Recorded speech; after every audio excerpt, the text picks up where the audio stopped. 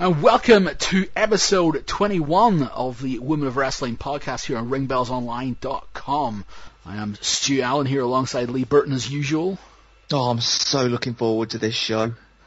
You are, and it's going to be somebody who's... Well, let's run through what she's done as far as where she's worked in her career. Talking, of course, about Malia Hosaka. In the nicest possible way. You could call her a journeywoman. Yeah, but at the same time, she can rack up appearances in WWF, WCW, ECW, NWA, TNA, Japan, Shimmer, just about any other independent wrestling organization that's booked women for the last 15, 20 years. Yeah, she's been there and done it. And not only that, also a Hall of Famer as well. She was enshrined in the WSU Hall of Fame a couple of years ago. So here's someone who's got one or two stories to tell, and we hope to try and tease a few of those stories out if we can.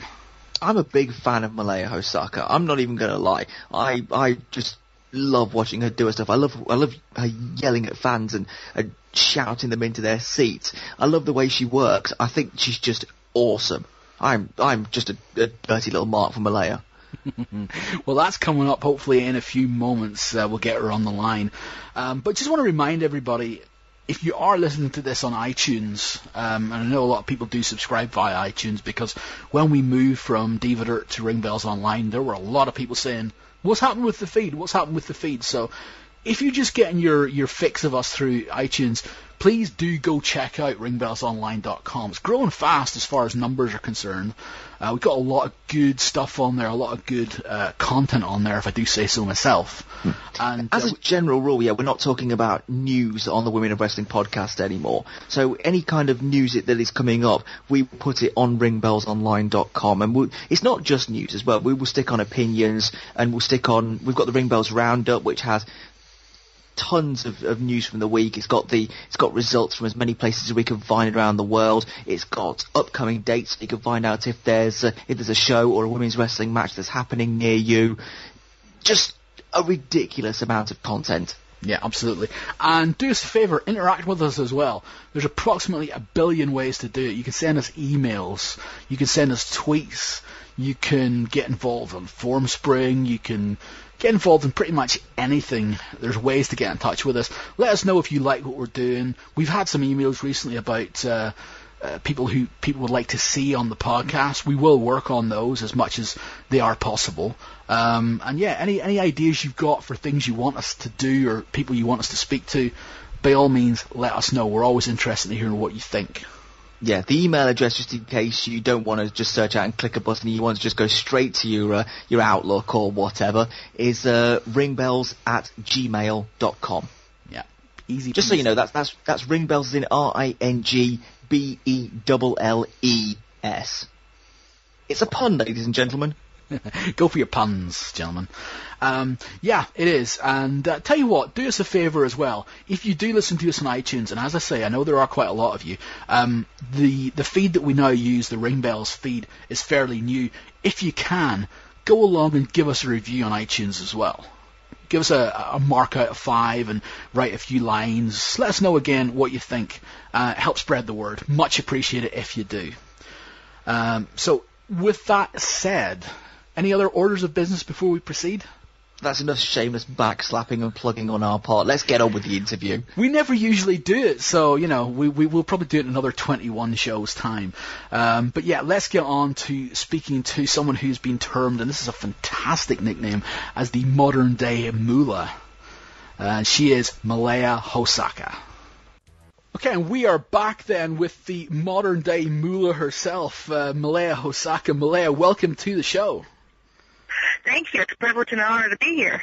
Well, it's a privilege and honor for us to have you on as well. And we often talk to some of the girls on the show who have, starting their career, or they've only got a few years' experience under their belt. But you are someone who's got over 20 years, over 2 decades of experience in the business. And to this day, you're still competing, you're still challenging for championships. I noticed actually this weekend you're in Tenille Championship Wrestling, challenging Lila Lodge for her title. I challenged her for my title. Okay. My title that she stole from me. Let's get that straight. All right, okay. But I mean, what motivates you still after 20 years to be getting in the ring? The fans. I love wrestling. I love entertaining. I love the fans. There's just really nothing better than being out there for them. And is it still just as exhilarating now after all these years as it was right when you began? I won't say it's as exhilarating, but it's still, at the end of the day, it's still really fun. And I enjoy a lot of the new girls that are out there. I enjoy working and teaching and sharing a lot of knowledge that I've gained over the years with them. And the old school fans, the ones that are like really wrestling fans, for them, yes, it's still as exhilarating as the first day it ever was to be out in the ring. But I'd have to say, the Nora that thinks Sable was a real wrestler, not so much. Well, indeed so. I mean, but, everyone does have to start somewhere. And the really interesting thing was, I mean, we know that you started with Killer Kowalski and Misty Blue Sims back in the mid-'80s. Correct. But there's a really interesting story that Lee, you were telling me about why you got motivated to start. Lee? Yeah, as we were doing our research for this, we stumbled across a little biography about yourself that says you were dared to start training. Is this right? Yes, my dad was a huge fan of it. I hated it, thought it was the stupidest thing on TV, and after watching a match between the Missing Link and Bugsy McGraw, I was like, you know what, any idiot could do that, Dad. And he's like, well, I bet you couldn't. So that's what got me started. That's a hell of a motivation. I think that's the first time I've ever heard anybody say they started wrestling because of the Missing Link. Yeah. Well, him and Bugsy McGraw, I mean, back in the day, it's like, to watch it, you'd think it's like the stupidest match in the world. But now that I'm part of the industry, I understand how clever they were. They never actually did anything. It was great. It's the safest kind of wrestling that there is.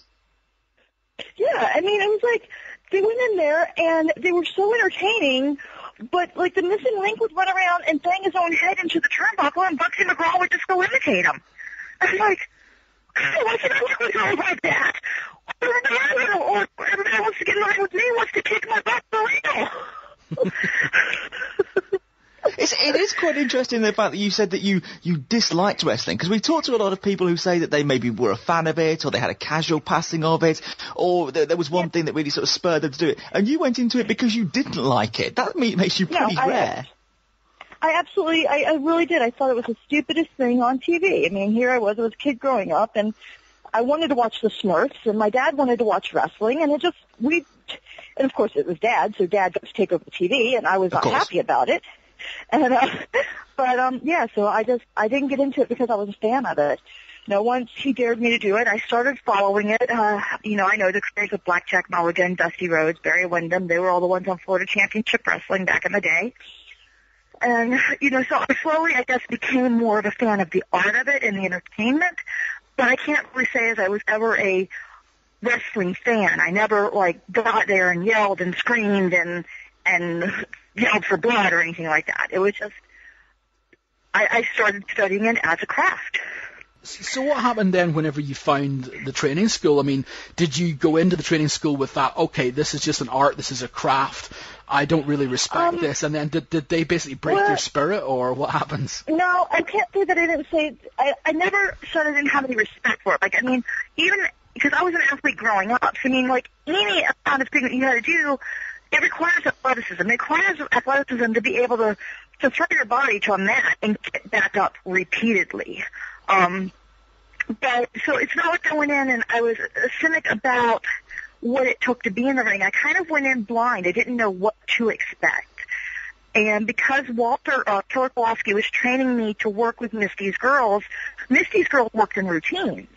So while he taught me a lot about the basics of the industry and about the basics of wrestling, how to do holds, how to do this, when it came to actually putting a match together, he didn't teach me that. He taught me to work in a routine. So for the first 2 years I was in business, I didn't know from a headlock you didn't have to do a headlock takeover. So the first time I worked with a girl that didn't do that, I was like, what are you doing? What are you doing? And I was what you do. But I mean, yeah, I always respected what it took to be in the ring. I just, I always respected the people that were a part of it. I just never really took it, like, a fan takes it, like, as a serious entertainment, like the guys, and, like, back then, people would fight you if, you said wrestling was fake. And so it's like, I never got into those arguments about, oh, it's not fake, it's this, it's that. I just respected the fact of what it was. It was an entertainment, it was an industry, and to me it was a sport, and it still is a sport because your actors have stunt people to do their stunts for them most of the time. Mm-hmm. We are our own stunt people. So we're our own actors, we're our own stunt people, and we're athletes out there doing this. And I don't care if you're 6'2", 400 pounds, or if you're 4 foot tall, 90 pounds soaking wet. It takes athleticism to be in the ring. Well, you mentioned about that fake real debate, and that's something we wanted to ask as well, because in the mid-'80s, things weren't as out in the open as they are now, and the fans weren't as clued up. When you went in to start training for wrestling, did you believe that this was completely legit, or did you think, there's got to be a trick to it here, or there's got to be something to it that isn't above board? I think that I always knew that the end was fixed. You were paid to win or lose. I didn't necessarily know whether the moves were actually real. And that's the thing is I think people misconstrue the difference between fake and fixed. A fixed fight, you're paid to win or lose, yes. But the moves and the pain that you might endure up to that point was completely real. And that's the one thing I learned with my veterans is that I could either make it look like they were killing me or they would really kill me. It was just, do I want it to be easier or harder on me? I didn't go in there thinking everything was fake and that the moves weren't going to hurt. I went in there knowing things were going to hurt. But I didn't think I was going to go in there and fight and claw my way to the world title and it be real. Yeah, you didn't have your Rocky sort of dream, did you? Right, yeah, no. Not until Vince fired me, Well, we'll get to that. Yeah, we will. As far as the training is concerned, I mean, not only was the whole kayfabe element completely different back then, but so was women's wrestling as well. I mean, women's wrestling back, at least at that point, was probably coming out of that sort of thing where a lot of the girls worked with just little cliques, little stables of wrestlers, little touring troops, if you will. Is that kind of like what you were saying when you said that everyone just works on the same match all the time, like everyone's just used to doing a routine rather than wrestling? And I mean... Well, how did you find that at the start? Well, I think at the turn of the industry, I came in because right after I was broken, I went back to Florida, and I started making a name, and then a few years later I got a break, and I went to LPWA, which is where, of course, met Leilani and Judy, and I was able to work with the elite of women's wrestling. But I think that coming in at that point in time, Blow was starting to emerge and come out on the forefront, and I think the consensus was if you could wrestle like one of the guys and you could go in there and call it on the fly and be a worker, then you were bigger and you weren't the petite model. You were like the Leilanis, the Judys, the Moolahs, because those are the girls that had talent. But if you were cute, like, you had, what is it, the Sable look or the diva look back then, which we weren't divas, but, if that was the way that you looked, then you didn't have the wrestling talent. You couldn't go in there without everything from step A to step Z planned for you. You had to know what was happening, and that was really a turning point, I think, for women's wrestling back then, was because that's when I think the schools and the territories, Moolah's wasn't a forefront school anymore. The territories were falling apart. Your big two were really emerging out. And all of a sudden it became acceptable to just plan your entire match from start to finish. Mm-hmm. And that's just not the way I was taught. I mean, I was taught to work routines.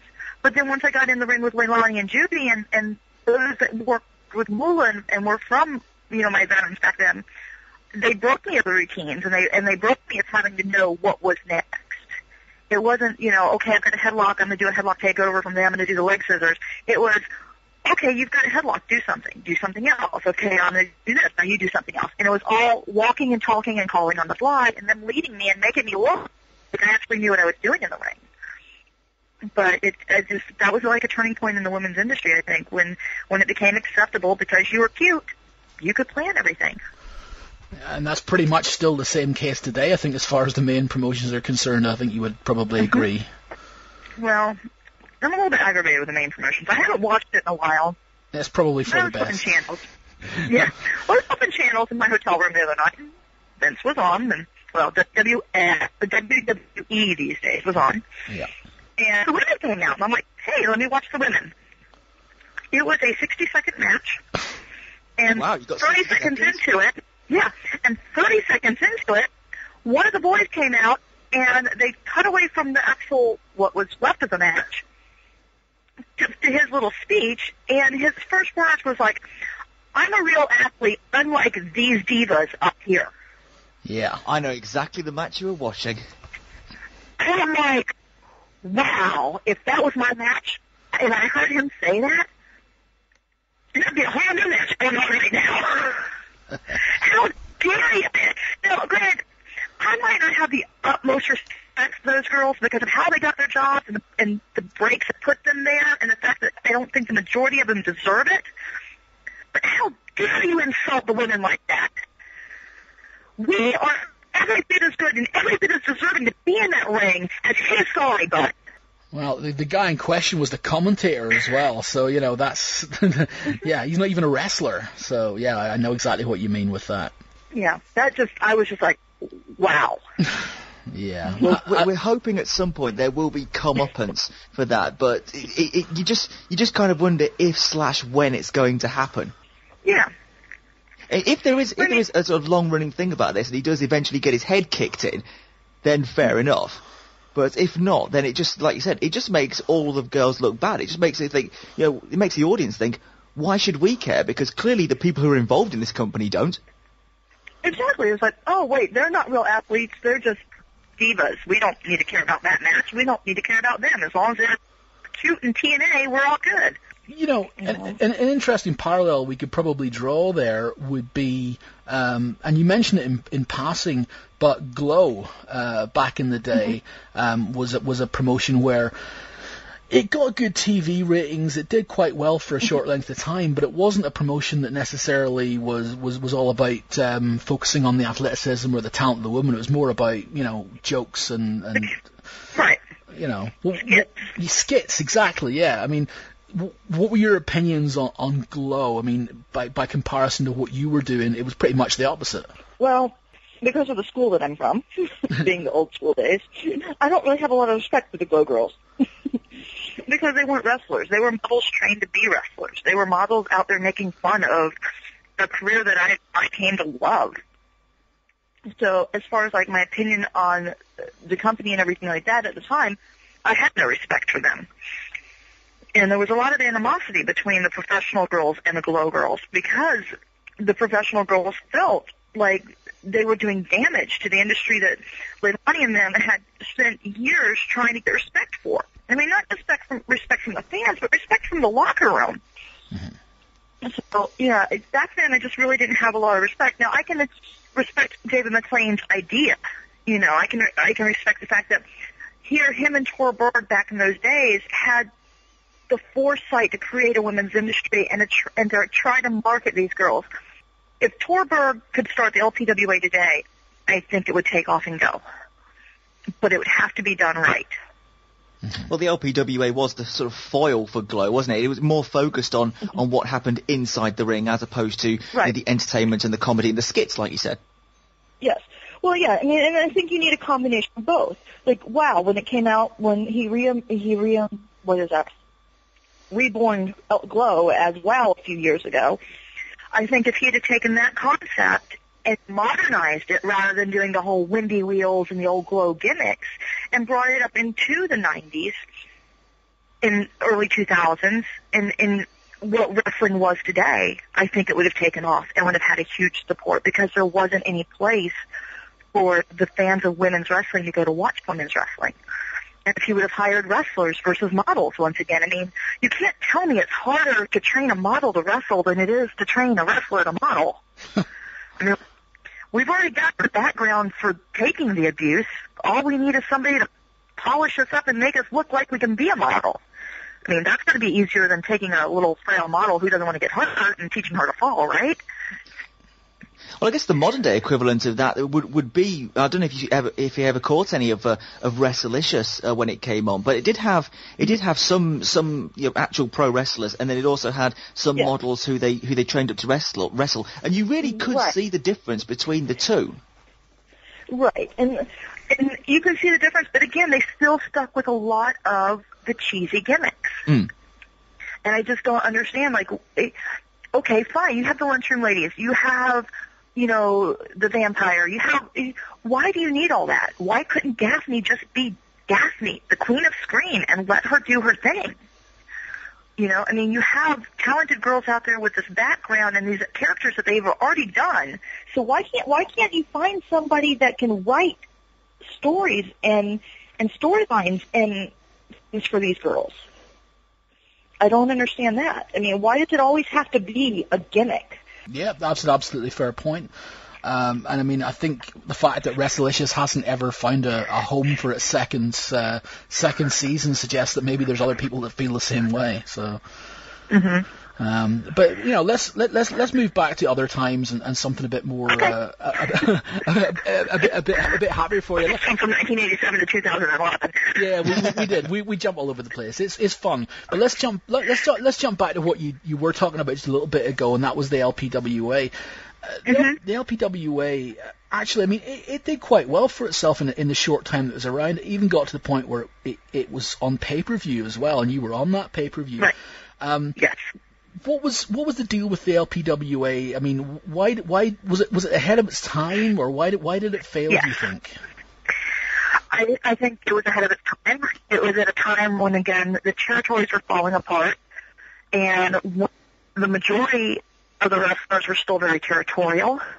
The West Coast girls didn't want the East Coast girls working the West Coast because then they would lose money out of their pocket. And just like the Southern girls didn't want the Northeast girls coming down because it would take money out of our pockets. Our home territories were our bread and butter. That's how we made our living. That's how we paid our bills. And you didn't want the other girls coming in there and taking that away from you. And you had your little faction of girls, or maybe just one other person, that you worked with on a consistent basis. You booked her, she booked you, and you kept each other fed.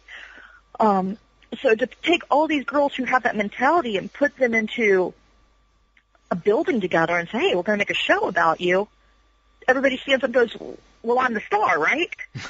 No, the show is the star. But, you had one girl come in and say, oh, my gimmick's not to get beat. Your gimmick is not to get beat. Wow. Yeah, I'm sorry, that's a gimmick. Great. Well, sounds like an email, but that gives us a world of options. So and then you had people that had money that I think had their fingers in the pot behind the scenes, that where politics were coming into play. Like, Terry Power was great in the day, and her gimmick was great, but she was green. And here you're taking Leilani and Judy and asking them to make her look like the superstar and this female Hulk Hogan, but not giving Leilani and Judy the respect that they deserve for the amount of work that goes into taking somebody as green as Terry Power was at the time and making her look as capable as she was. Let me ask you then, if the LPWA did bring together a bunch of girls who wouldn't necessarily have come together in a show, of the people that you met maybe there for the first time, who did you see and sort of think, okay, there's someone I can actually work with, and there's someone I like that I can go off and do other stuff with? My first trip there, absolutely nobody. My first few times at the LPWA were absolutely horrid experiences. I was incredibly green, incredibly naive to the industry, had really never worked outside of Florida. And so going in there, I'd done some stuff for Edwina Burns out in California, which is actually how I got my foot in the door at LPWA, because somebody that was there had connections at LPWA. But yeah, it wasn't like going there the first time I went, I thought, okay, well, Misty will take care of me. But then come to find out, I wasn't really officially one of Misty's girls at that point, so she kind of threw me under the bus. Wow. Leilani took me under her wing after a couple times and kind of started teaching me the ropes and seasoning me out on her and Judy. So, but as far as like looking at any girl going, okay, well, I'd book her overseas with me tomorrow because we'd have a great match. I can't say that there was really anybody there the first few times that I was there that I was done it with. After being there for a while, you know, I always say Leilani, but Peggy Lee Leather was there. I enjoyed working with her. But none of the others that we were really put into the ring with can I say that I would want to go spend any length of time overseas with. Sure. Sounds like you had a bit of a miserable time around then. Did you ever get to the point where you're thinking, why am I doing this? My first trip out, I wondered why I was there because I missed my grandmother's funeral to be there. But I don't think I've ever looked at the industry as a whole and said, why am I doing this again? Other than in the recent past when I look in a locker room and realize I've been wrestling longer than most of them have been alive. But my experience in LPWA, once I settled in and found my niche in my little clique of hanging out with Leilani and Judy and Bambi and Peggy and the girls that I could relate to, it was a very enjoyable time. But, you know, and Cheryl Russo was another girl that when I was first there, she was great. But she was one of the Glow girls. So then I was torn between, okay, she's a Glow girl. She's, like, telling me to my face that Glow's whole purpose was to make fun of women wrestlers. And I'm like, yeah. Do you realize what you're saying?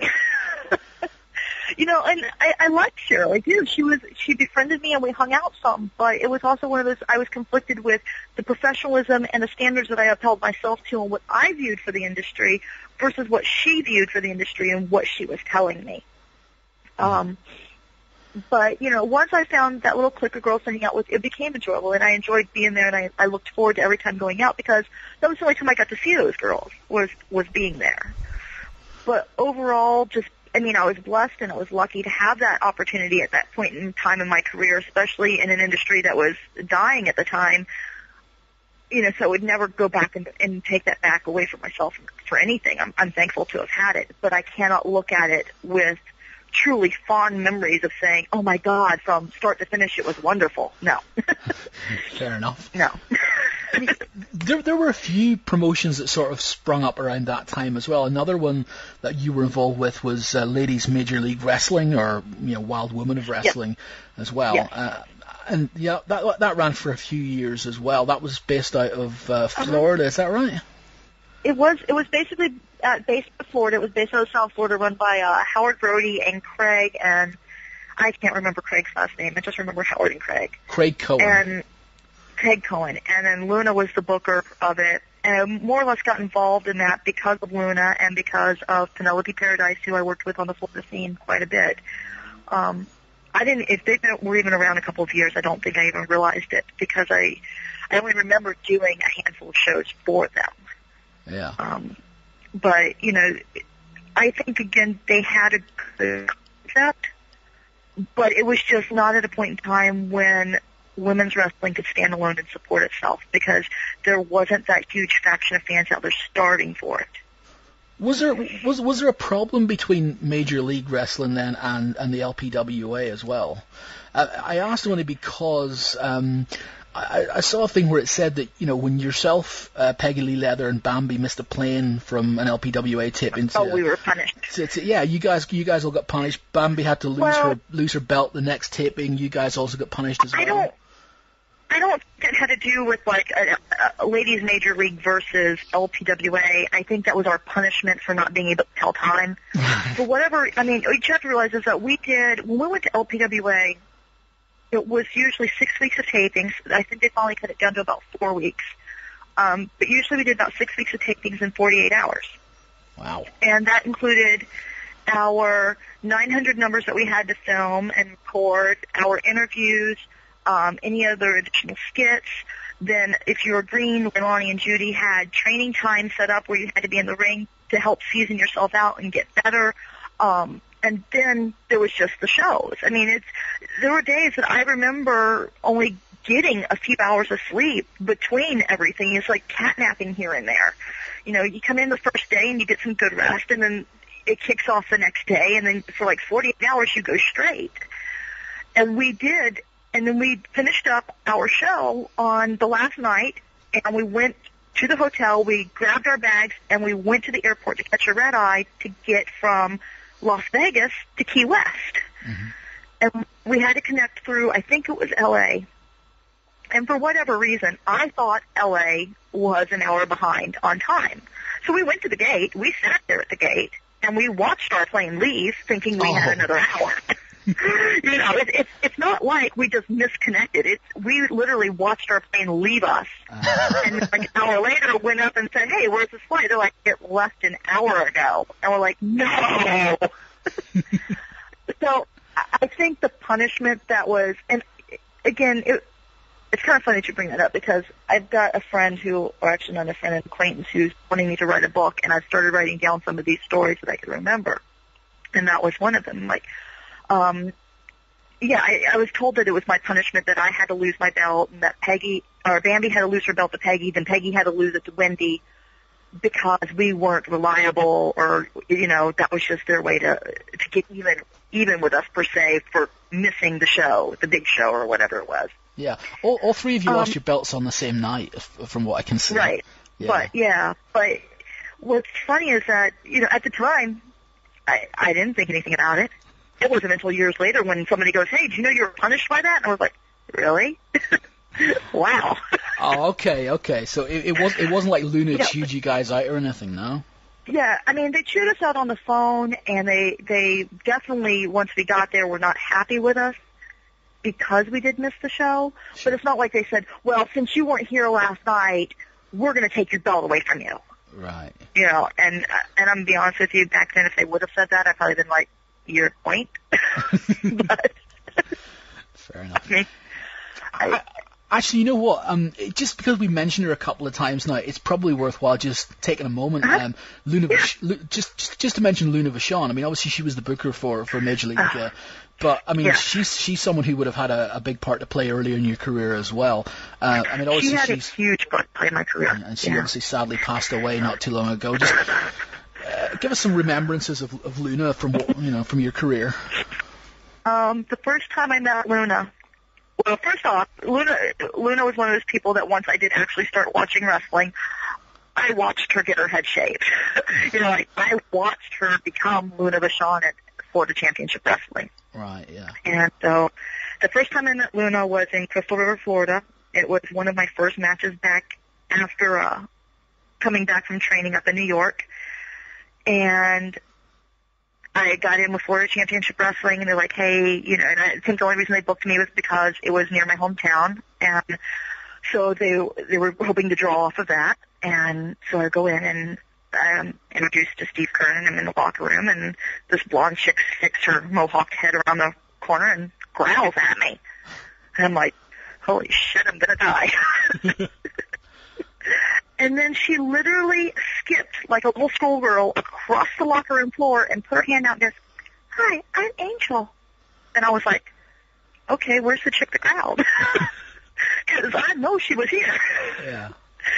And, but she was great. I mean, it was one of those that she started trying to teach me, like, she's like, this is how you lock up, this is how you do an arm drag. And I'm like, yeah, I know that, Kowalski taught me.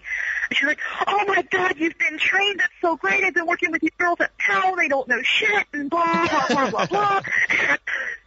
You know, so we went out, and we went to have a really good time, and Luna took care of me, and, I mean, it was fabulous. And after that, it was just, you know, I would go down to South Florida to wrestle against her for Bob Roop. He did little house shows down there, and, you know, and just so she was just somebody I worked with all across Florida, and she taught me how to take every crazy bump out there was, mostly by giving them to me. She's like, feel like going up in the bleachers today, kid? And she'd just throw me into the bleachers. I'm like, okay, you know, but I mean, at no point in time did I ever think that she was going to kill me. You know, I always knew she was there. She was going to protect me if anything got out of hand.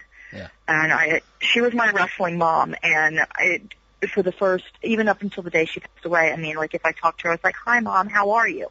That's just who she was to me. That's really nice. That's really nice. Yeah. Here's another question now. Again, another of these promotions, I think this was another one that came along just after sort of Major League and LPWA had closed up, was one that ran just for a short time in '93 called Women's Pro Wrestling. The Debbie Combs organization. Debbie Combs group, yep. Yeah, you were involved with that as well. Now, I must admit, I know nothing about this, but I did read that it said that it produced direct-to-video matches. Is that basically the equivalent of saying that those guys were doing what Shimmer were doing like 12 years beforehand? Yes. It was, yeah. What was women's pro wrestling like by comparison to the others that we've talked about? A lot more professional, a lot more strict, because Debbie was running military bases, and she had absolutely no respect for Misty Blue. Her first words to me was, "I don't want to know that TNA shit in my ring, and you'll keep your ass covered up." Told you. I was like, yes, ma'am. So if you actually look at the video on WPW, I actually have solid white tights that I wore versus the nude flesh-colored tights. So I was like, there's no way my suit's going to ride up and she's going to say my butt was hanging out. So I actually had solid white tights that I wore underneath my suit because I was just scared to death of her. But she had a whole different set of girls, too. I mean, LPWA used a lot of the girls from across the state, but they didn't have Andy Austin, and Andy Austin was from the Chicago area, and Debbie knew her from working with Sam up at Windy City, and so she had Andy in, and she had Velvet McIntyre, and some of the other girls that were there. They weren't girls that you would see at LPWA or at Major League Wrestling. Oh. But we ran military bases, and she had, the smoke machines and the lights and very professional setup. And, I mean, she knew exactly what she wanted. The heels and the faces were on opposite sides of the building. We didn't talk before the match. And so it was just really completely different than the others. You mentioned about the military bases that you wrestled at there, and in a lot of the different biographies which we've seen, it says that you do a lot of work with military organisations. Is that where that kind of started? No, actually not. I'm just such a forward thinker in my mind, and nobody ever takes my idea. Actually, everybody takes my ideas and runs with them, but me. But no, the military tours that I started to do later in life. They just came about from a gentleman named Tom Reeder, who was out of Missouri. And I had worked with him on some independent shows, and he started running the military through the USO and Armed Forces Entertainment and taking tours overseas to the troops, which is actually something I had thought about probably 10 years prior to that. I was like, hey, that would be a good thing to do, but didn't know how to get there. No, Debbie she did Kentucky and Tennessee area military bases. Her dad was in the military, or family member was in the, I think it was her dad was in the military, and so she had some connections, and she just decided to run the bases, I guess, as a venue, and I think the bases even opened up the gates at that time to allow civilians to come in to be able to be a part of the show. But it was just a way to, I think, for her to get in, and I don't know if they bought the shows or how she had the backing for it at the time, but that was, they said 93, so, and then I didn't even do anything else with the military till after 2001, so. Okay. An interesting question before we move off the subject of Debbie Combs, and that is that, as far as championships are concerned, you are a former NWA World Women's Champion. I am. And this is interesting as well. You had a one-day reign in 1996 by beating Debbie Combs, and then you dropped it back to her the next day. What was that all about? Why? I'm gonna be honest. I don't remember why. Because I looked at it and I thought, okay, that's a bit strange. Was there a mistake? Did you win by accident? Or well, no, actually, after LPWA closed and a few years went by, and after I had worked for Debbie, I had been on another couple tours that she was on, and we got to know each other a little better and everything like that. She took my number, and we actually started working together, and we would start booking each other. Like she had Robbie Rage in Tennessee that she worked with on the smaller local shows out there that really didn't pay for me to come all the way from Florida for. But like North Carolina and South Carolina and a lot of the traveling shows, and then even up into Ohio where people were willing to fly us both in and stuff like that, we always booked each other, and we always took care of each other. And this was Southern States Wrestling, I think it was. it's run by, it was out of Johnson City or Tri-Cities area. And I think we had just been in there so much, and she had been beating me that she's like, well, we got a double shot. You win the belt tonight, and I'll take it back tomorrow. I'm like, okay. You know, and then, of course, she dropped it to Bo James, and that got her in all kinds of hot water with the NWA because she let a guy have her belt. So. Wow, all right, then. Was that after the title change? Yeah, that was after my title change. Oh, which, coincidentally, I guess I'm going to go challenge Tasha Simone for one of the NWA champions out in Tennessee area coming up. She's going to try and become a 2-time champion. Yes. You know, I mean, no offense to Howard and them, but, you know, if their would have been really established way back in the day, I probably would have cared that I lost it, but to me it was just another independent belt, and I was like, okay. Yeah. It's not like they were asking me to drop over the NWA belt. It was punishment. Exactly. Here's a question for you now. You're one of those people we mentioned earlier on before you came on that you've wrestled for pretty much everywhere at least once, and you did do a couple of shots in ECW back in '93. One of the ones you wrestled against Sherry Martell. Yes. What do you reckon about Sherry? She would be someone who would, I guess, be on your side of the fence as far as the wrestlers versus divas were concerned. Yeah. Oh yeah, Sherry was great. I liked working with Sherry. She was another one. I worked with her not just at ECW, but up in Ohio as well, and some down in I think down in Florida a little bit. But yeah, Sherry was crazy. Explain. I mean, I'm not surprised, but the only crazier person I know is Luna.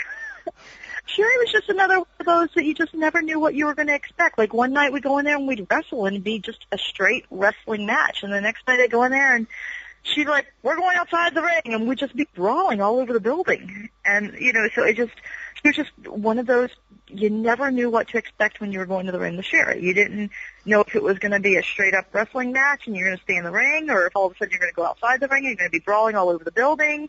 I mean, she was just crazy that way, and it was fun. I was going to say, that must make it more interesting in the fact that you know you're not going to be going in there maybe doing 2 nights in a row and doing the same match. Right. It's not like you ever had generic match A with Sherry Martell. You know, you always knew you were going to get something different in some different type of an order. But yeah, it was good. And but my ECW against Sherry Martell, I was actually there to fill in for Madusa Miceli. Yes. So yeah. Yeah.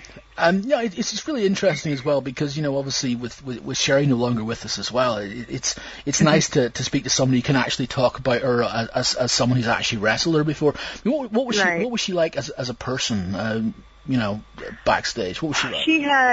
She had a huge heart. I mean, Sherry, but if she didn't like you, it was, you know, she pulled no punches. She would go out of her way to make you miserable if she didn't like you. But she just, backstage, she just had a huge heart. She talked, she smiled, she laughed, and, you know, if you needed something, she helped you out with it. You know, again, I just can't, she was just awesome.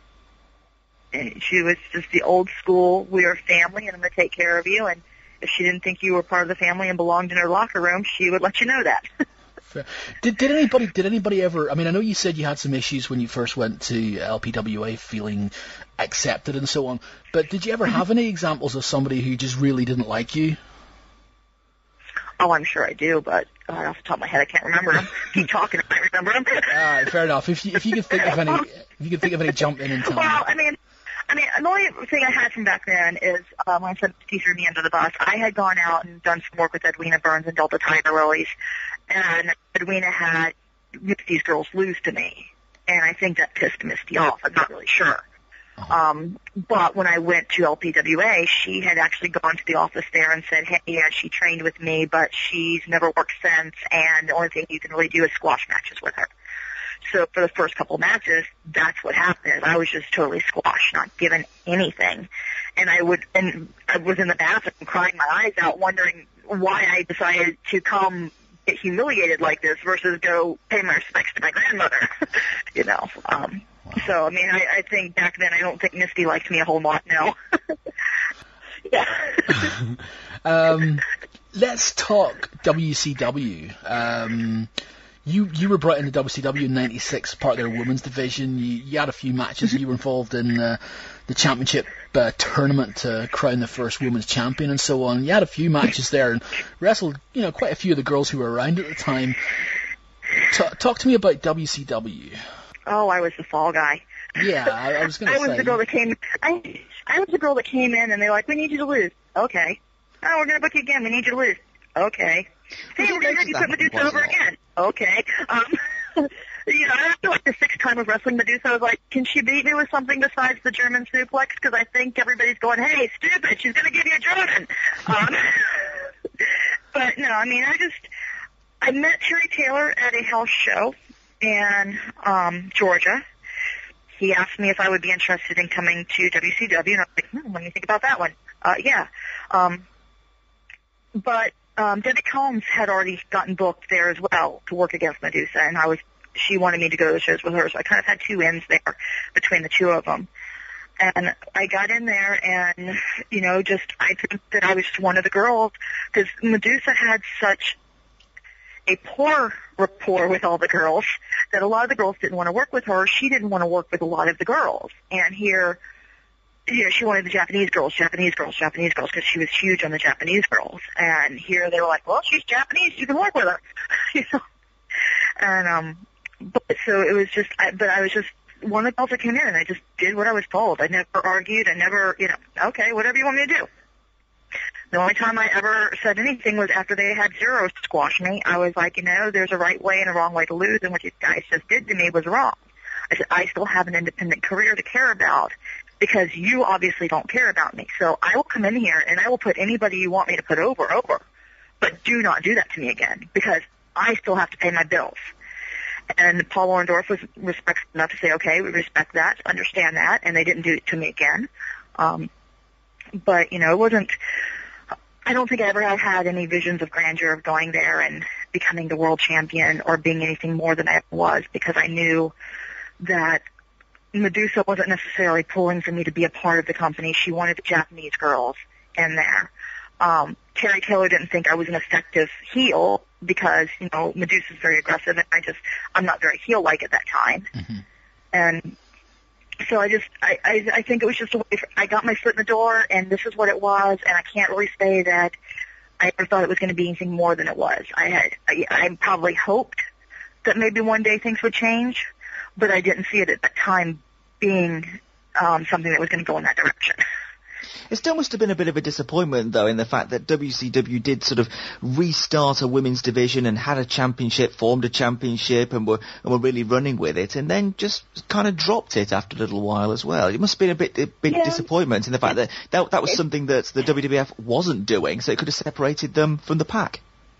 Right, and it was disappointing, but at the same time, I understood kind of why it happened, because there was an internal struggle of the girls. I mean, you're talking, this is like pre-Mona Madness and all of that. So, Madusa pretty much had a lock on the booking part of the girls. Like, if she didn't want them there, they weren't going to be there. And she wanted the Japanese girls. And then they finally got in there, and they got the Akira Boca triangle going, and they did the whole Ride the Sturgis and all of that, but I don't think it ever took off with the hype and the popularity that women's wrestling could have had and what they were hoping it to have. And I have a great amount of respect for Madusa, but a lot of that was her own fault. Madusa is a natural heel. And if she would have come out and been the heel that she could be, she could have elevated that women's division with the right baby face to take off and take over. Now, would the office have let that happen at that point? Would the top names have let that happen if she would have become with that type of a steamroll behind her? I don't know. She might have gotten squashed or axed at that point because they might have felt threatened. But I just believe that if back then Madusa would have been a heel and she would have been the heel that I know she could be, there would have been no stopping her name. Mm. Yeah, that's very, very interesting. And again, it's something that you're able to talk about. Not too many other people can have that perspective of. As far as the other girls in there that you did get a chance to wrestle against, you said you had an issue with losing to Zero because of the way you lost, but what about any of the other Japanese girls or any of the other girls that you got to wrestle in those early years in WCW? Who did you like? Or who did you not like? I enjoyed wrestling with Zero. And Zero actually wanted to do more for me than what she did, and they told her no. Oh, okay. But Akira Hokuto, I enjoyed working with her. It was fun. Her finish looked devastating, and it was great. She protected me well, and I loved working with her.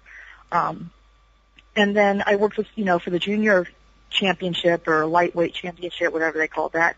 I won one of the rounds with one of the Japanese girls, and then I went in there with another Japanese girl. And in that one, I don't think it flowed as well, but it was like she was trying to go into the finish at a point when the referee was telling us to still keep going, and I was like trying to stretch it out and slow it down because the Japanese girls work so fast. I think she got mad at me and thought I was trying to do her wrong and make her look bad, but the language barrier, we really couldn't communicate. But, it was just, no, I enjoyed working with all the girls there. I mean, it's different. It's cultural difference. It's learning difference. And without that, not that I'm that great of a wrestler, but I wouldn't be the wrestler that I am. I mean, I think I'm capable of going in there with just about anybody and working with them. And that's not something that many of the girls can say. Yeah, that would have been Toshi Uematsu was who the finals was against, actually. Right.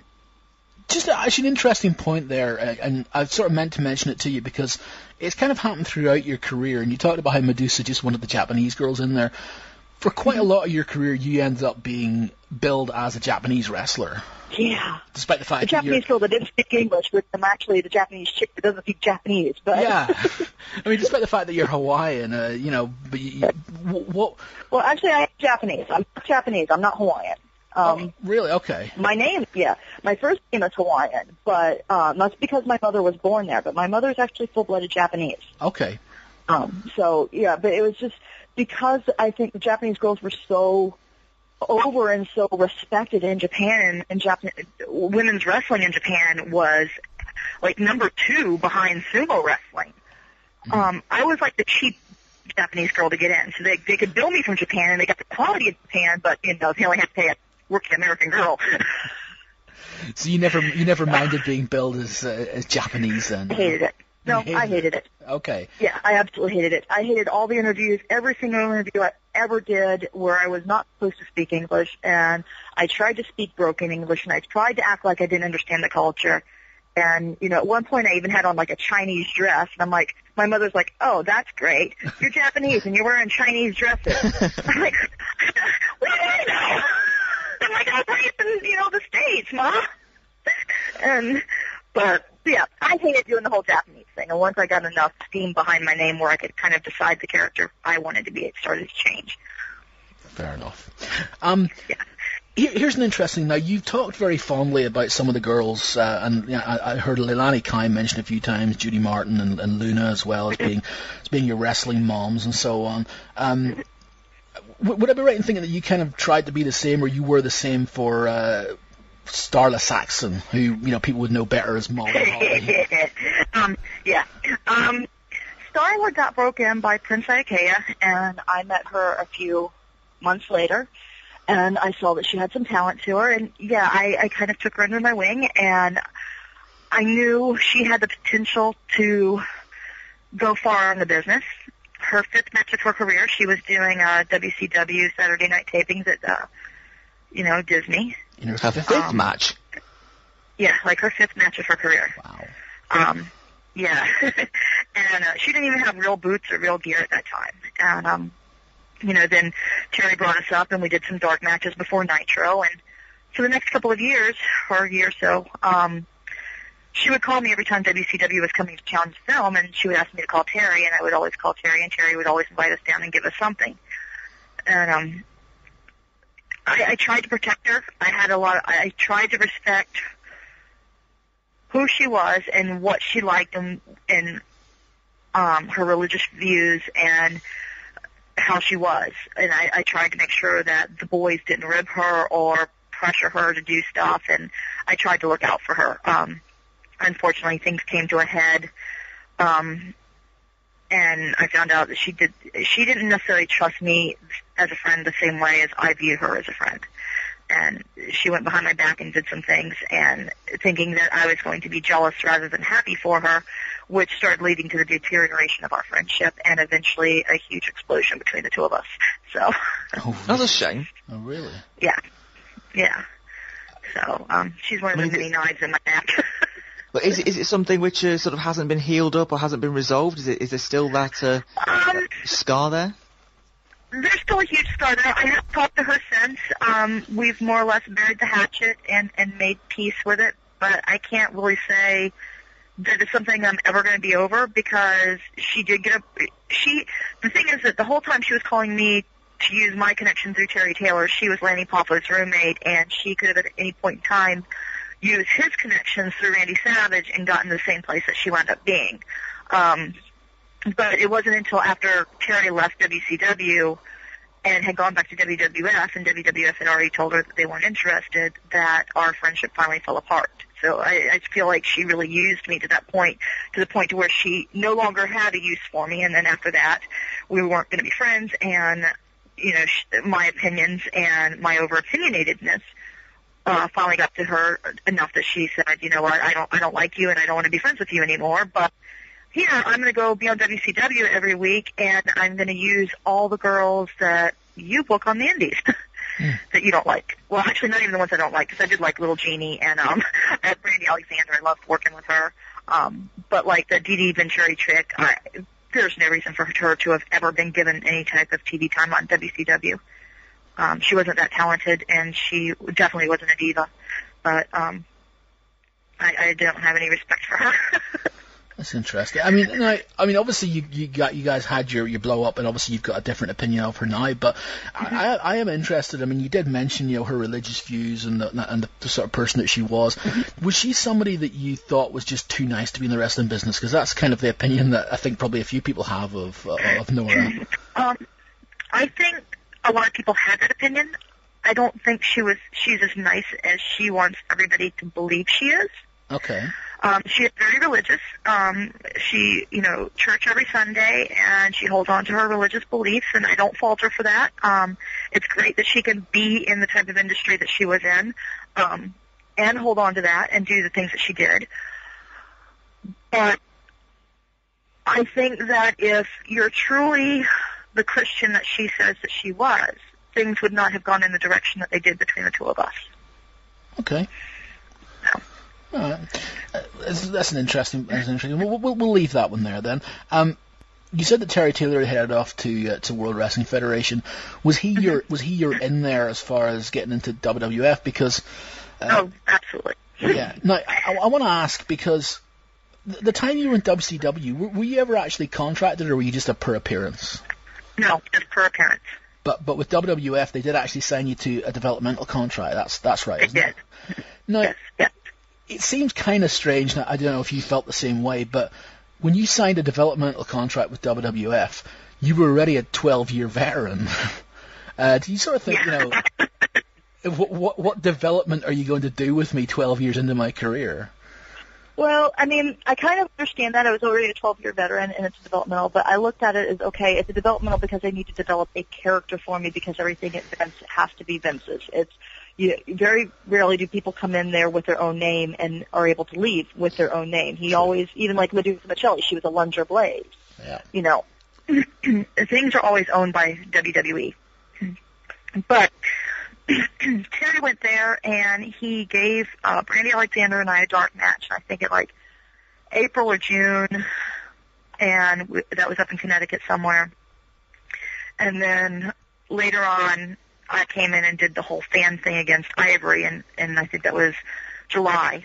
And the whole premise there was I was going to come in and attack Ivory, and they even had the audacity to say to me that nobody would know who I was, because, you know, I was nobody. And, of course, 5 minutes after I did it, it was all over the internet who I really was, so their little Rocky Balboa storyline of me training to wrestle and coming up and winning the title and all that fell to the wayside, because obviously you can't train a fan to wrestle if she's already a wrestler. Right, yeah. So they gave me my contract shortly after that. That was in August. I didn't actually sign my contract until the last week of September because I didn't want to be paid to sit home. I didn't want to be bound to them in that manner. And the last week of September, they called me and said, hey, we've got a character for you. We're going to name you Aphrodisia, and you're going to manage Poppy Chulo. And we need you here on Monday. And at the time, I had just rode my motorcycle like 800 miles north to go on vacation, and I turned around and rode 800 miles south to go back to WWE. And got there, and Poppy didn't make it in that week. And then the next week, Terry Taylor quit. Or Vince Russo, and then Terry Taylor shortly after that. And then, the following week, yeah, we don't need you any longer, so just go home and we'll call you. And it was now... So that means you'd been offered this idea for Aphrodisia, you'd signed the contract, and then they told you to go and sit at home, and that you ended up in the position that you definitely didn't want to be in. Right, the position I didn't want to be in to start with, yeah. So... Oh, great. Yeah, but yeah. And then a few months later, that was October, January, they called me up and said, hey, we got great news. And I'm like, fabulous, what's your news? And they were like, well, we're going to send you to Memphis and have you work for Lawler. And I'm like, okay, what am I working on? Oh, we don't have a character for you yet. So you want me to stop all of the indie work that I'm doing and take a $1,500 a week pay cut from what I'm making on the indies and go work in Lawler's territory and have to live there more or less and not make any more money to work on a character that I've done for 12 years. That's what I'm getting out of this. They're like, well, we signed you to a contract. I'm like, oh, no, wait. So that's when we got into the whole thing about me holding the contract and it being their decision to send me home. And that became a huge blow-up, and I'm told that's part of the reason why nothing else ever came of me. Wow! It sounds like you're the type of person who, if faced with a confrontation like that, will actually stand your ground. And I think that's probably something that increasingly fewer and fewer wrestlers are doing these days. It is, and it isn't to a point. I mean, there have been times when I've actually caved, but there are times when I know that I'm right, and going, at the time that they wanted me to go out there, I was working for Harley Race 4 nights a week. I mean, you're telling me that me working for Harley Race isn't good enough? I'm doing the same character. If you're just wanting to know what I can do, I can send you tapes. I mean, it's Harley Race. And, but that just wasn't good enough for them. But yeah, there are times in the business, like if I'm convicted to it, then I stand by it. But there are other times, like when they had me do the fan thing, when I went into the ring and they're like, okay, well, we want you to stand, you're going to come up, and then Ivory's going to challenge you, and then you're going to back out and say that you didn't really think they'd let you in, and kind of wussy out on it. What I should have said is, hey, I think people are going to know who I am. How about if I do this, and it proceeds to this, and if people don't know, then great. I'm a fan that has spunk, but if they do know, then all of a sudden, you've got yourself a wrestler.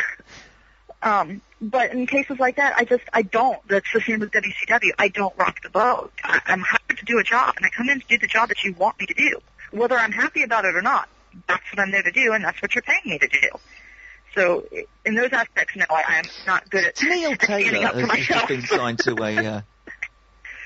I just wanted to ask, Tenille Tayla's just been, signed to a developmental deal, and she's just finished up her independent dates, and she's going to be heading down to Florida Championship Wrestling pretty soon. Now, I know it's been a difference of time in between you being on a developmental contract and her signing this developmental contract, but what advice could you pass on to her just so maybe she's not railroaded, or she doesn't end up maybe sitting at home and doing nothing for a huge amount of months?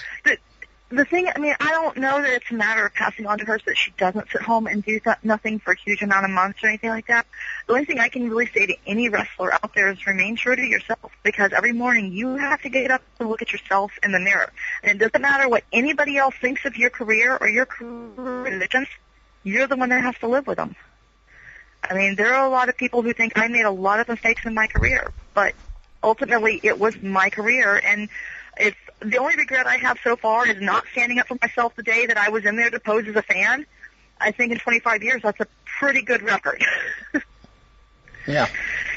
So, I hope I wish her well. I know she got great training from Lance Storm. Lance is a fantastic wrestler, and If she took anything away from his school and any type of talent, then that's great. I'm just worried about the amount of surgery that they're going to expect her to have in order to be a diva. Yeah. So. I mean, about that, I mean, what about that? I mean, that there is a certain expectation, not only as far as wrestling ability is concerned, but also very much as far as looks are concerned now, where there's a belief that maybe it's not necessarily outright said, but there's an understanding that in order to get on WWE TV, you got to have, enhancements, you got to look a certain way. I mean, that's. I mean, some girls do it because they want to do it and because they feel more comfortable doing that, but there've got to be a lot of girls who do it because they feel they need to. Right. And I'm sure there are a lot of that do it because they feel they need to, but, I mean, it comes down to the point of, again, you have to live with yourself. So altering your body or your image for this industry or any industry is the wrong reason to do it. If you're just unhappy with the way you look and just think you should be looking a different way and you're trying to make yourself happy, then as much as I may disagree with how much work you have done, then do it. It's you that's looking at yourself in the mirror and you that have to be happy in your own skin. But I was told more than once when I was at WWE and prior to getting my contract there that if I went and got my boobs done, I'd be under contract and on TV every week. And my reply was, I'm broke from spending 12 years in the business, and if Vince wants them, he can pay for them. So, fair enough. Yeah. All right. Let's move on then. I mean, after WWE, you return back to the independent circuit, and you've basically been kicking all sorts of ass ever since. And let's talk a little bit about Shimmer now, which is probably one of the most sort of high profile places that a woman can work on the independent circuit these days, certainly in America. And it was there that you ended up tagging up with Lexi Fife as the Experience. Correct. Now, I know for a fact, I'm pretty sure it's a fact anyway, that you guys had never tagged before then. Did you guys even know each other before you met each other? Oh, yeah. You did, yeah? We did. I was actually one of Lexi's first matches. When her and Brandy Wine first came into the industry, I worked with both of them in some of their first matches, and Lexi and I worked together off and on over the years, and we even spent a little while not really as friends for a few years, but resolved that, and then eventually got to work at Shimmer with her and tag with her, and that's been great. Working with her has actually helped me lighten up my attitude towards the art form or the industry. I just don't feel like I have to be a serious wrestler in the ring all the time. That was demonstrated when Lexi wasn't there and you had Lexi Fife on a stick. Exactly. Which if anybody hasn't seen it, was in some of your later Shimmer appearances when Lexi was off. I think she was actually, at the time, she was pregnant or had either just given birth or whatever. Yeah. And you had a Lexi Fife cutout stuck to a broom handle, and not only did you have her with you, but you kind of worked spots with her as well. I did, until she got ejected from the ring. So that's literally. In fairness, it took 3 referees to get rid of her. So, but no, I enjoyed working at Shimmer. It was fun. There's a lot of talented girls there, a lot of girls who I wish I had a quarter of the talent that they possess.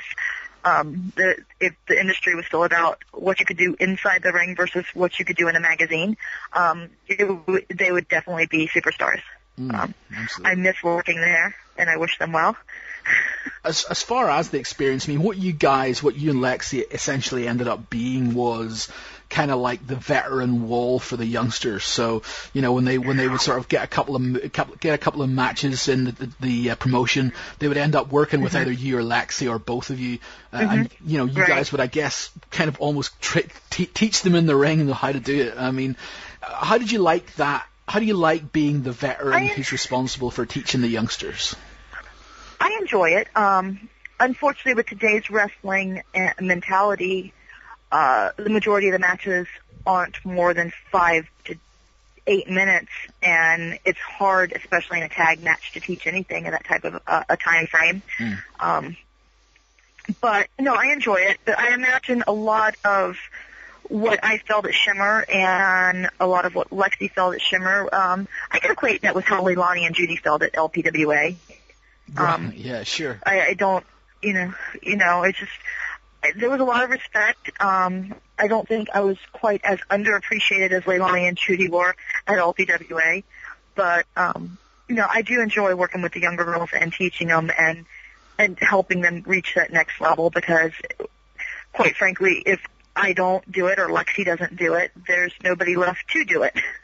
Yeah. Yeah, there's not a lot of people who have your level of experience, certainly. No. Let me ask you, I mean, as far as your character of late anyway, you've been kind of a, serious, sort of scary type of woman. I've seen you at Shimmer tapings, verbally basically berate people till they sit down in their seats. And I mean, were any of the younger girls who were maybe coming into the promotion for the first time, were they really intimidated by you? I actually don't think there's anybody out there anymore like that. All right. Because a large part of it is because the respect level that was taught back then, when Lexi and I would have been too intimidated to talk to our veterans, isn't there. Right. It's not taught. It's not taught to respect your veterans. It's not taught to go up to your veterans and introduce yourself. Even if it's your own locker room. If it's a veteran walking into the locker room, it's your job to say hello, to welcome them, to go to them. It's not that veteran's job to walk around the locker room. Now, most veterans do it. And, if I go into a new promotion, of course I do it. But it should never be expected that if I'm already sitting down in a chair and you walk into a room that I'm going to get up and go to you, because, quite frankly, I am the veteran. Sure. But, it's just not taught anymore. And I mean, girls that have a year under their belts think nothing of coming up to me and telling me what I'm going to do in a match and what they're going to do in a match and how they see the match going. And I'm like, I can't even imagine to this day walking up to one of my veterans and saying that. Like, if you put me in a match with Leilani Kai, I'd be like, hello, how are you? Good to see you again. What are we doing? It's exactly how the conversation would go. And even if they go, what do you want to do? I go, well, I've been working on this and I've been working on this and I'm capable of doing this now. What do you want to do? You tell me. You're the veteran. Sure. But you don't have that respect out there anymore. You don't have that level of intimidation, I don't think. And Lexi's really good, not so much me, but Lexi is very good at making the younger girls feel very at ease. She's more of the mother hen. Like, she'll baby them a little bit more and walk them through things and baby step them a little bit more than I will, especially if I don't really care for their attitude. I will give very few details, and it doesn't even a lot of times, like on the indies when I'm by myself, if I don't like their attitude, they get absolutely nothing from me until we get to the ring.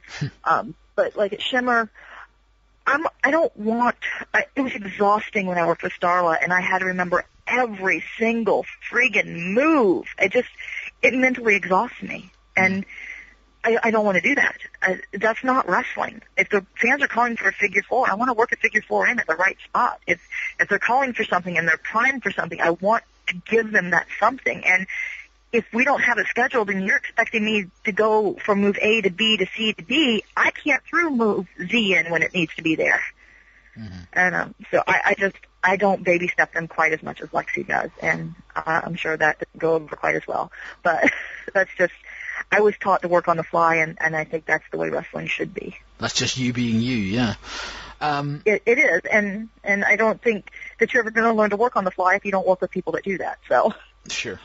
Okay, let me tell you. I mean, you may not want to mention anybody who you didn't like, but I mean, who out of the girls did it the right way? Who did you most like working with, or who showed you the most sort of respect as you would like to see it? Nikki rocks. Okay. Nikki rocks. That was a without a doubt. Yeah. Yeah. I'm actually Nikki Rock's wrestling mom, the same way Luna was mine, but no, absolutely Nikki Rock's Ariel, Leva Bates. They were all great girls. I enjoyed working with each and every one of them. There were some other girls there that I didn't enjoy working with as much, but it wasn't anything, like a respect thing. I mean, there was only one person, and I'm not going to mention names because I'm not ready to get that much heat yet, but I'm already on hot one. I'm not working for Shimmer because I've been fired, but there was one girl there that a lot of the girls had told me stories about, and it wasn't until she and I actually did a match together, and at some point, and then all of a sudden this person that they had told me about came out, and I'm like, there she is. Because prior to that, she'd always been very respectful. And then all of a sudden this match, it was like it flipped, and she came out of her little shell or whatever it was, and took liberties. And when I said something in the ring, she actually countered me and changed it. And I'm like, wow, there's that person I've heard about.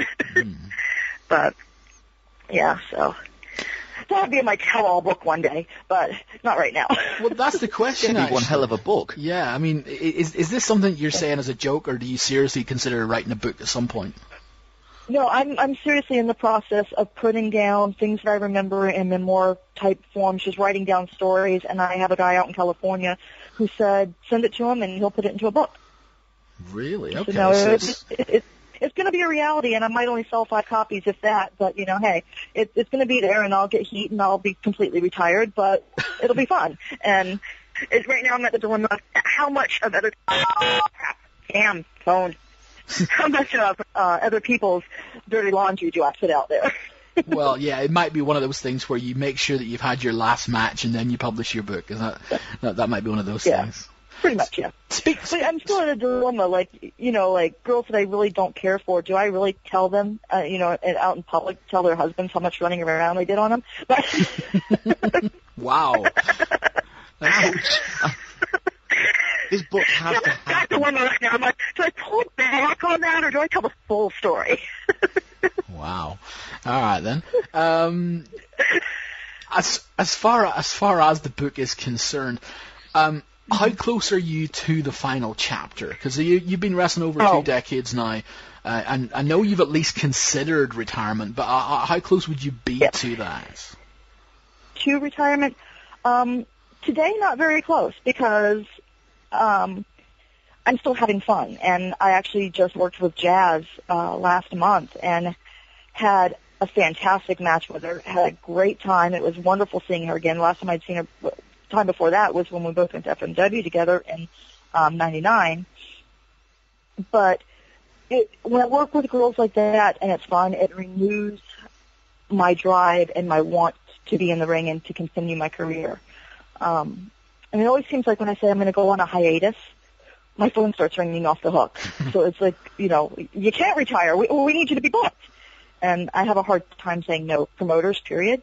So I'm not really sure. I think when I finally make that decision, it's going to be just an announcement on my website that I've retired, and all my phone numbers and emails are going to be changed, and because that's really going to be the only way I can do it.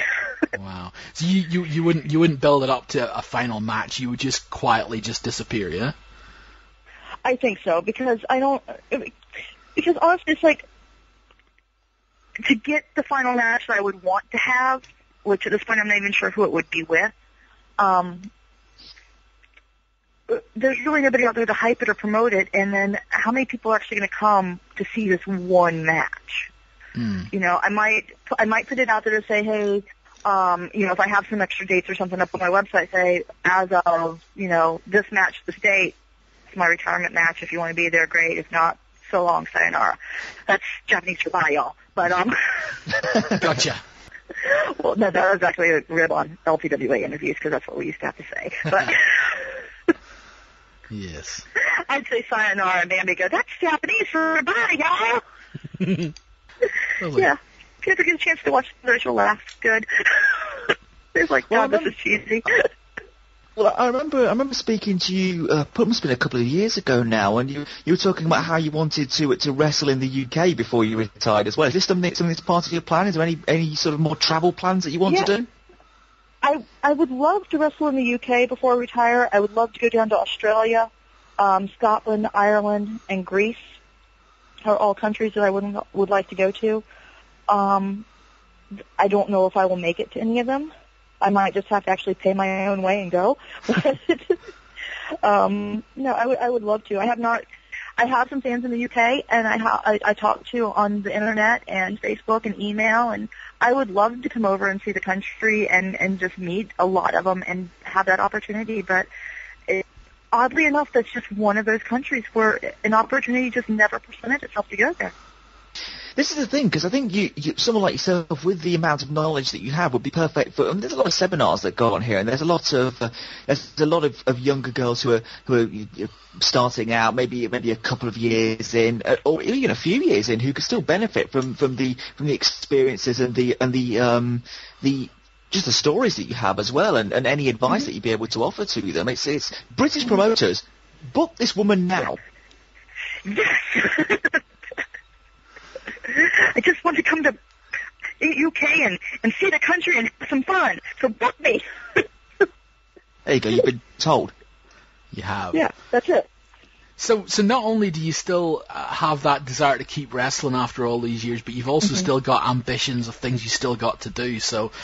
That's commendable. And I mean, looking back, I'll get Vince to hire me and bill me as the modern day Moolah. No, Hey, that would be brilliant. They need something like that. Trust me. Well, they've got Karma now, who's probably going to try and throw the girls around a little bit. So they've got something going on there. But as far as that sort of final run.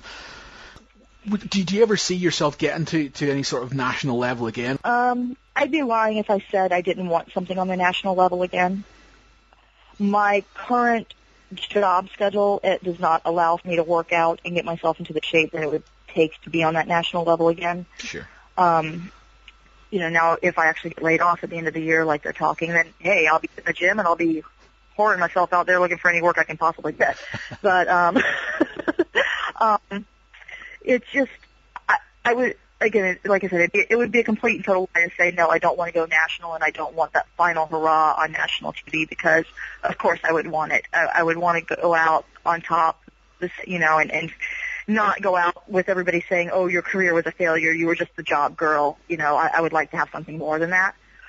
But even if I go out on a quiet level off the independent scene, there's nobody in the industry that can say that they've worked for all the companies that I have and worked with all the girls that I have and have all the experiences. And the bottom line is, there's not those companies or those experiences out there, so there will never, ever again be anybody like me. That's the thing. We don't know of anybody else who's wrestled, or women anyway, who wrestled in ECW, WCW, WWF, TNA, and Shimmer. I think you're the only one. There are the old girl companies in there. You're definitely not going to get there. So. Well, I could throw in Glow and LPWA and all those as well. Yeah.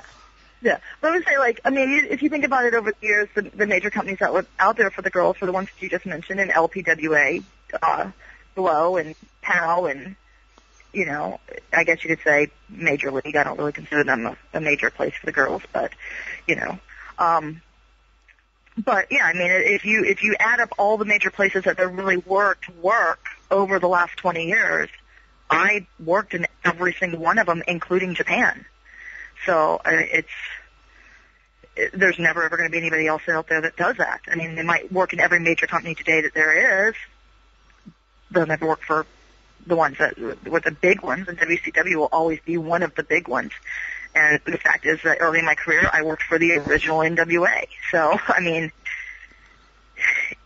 I have a great career. I've had wonderful opportunities, and I'm proud of those. And you being a modern day wrestling fan out there can sit there and say I'm nobody and that I've had a failure of a career and I was just a job girl for 20 years. But for 20 years, I made a good living cutting those people and making them look good.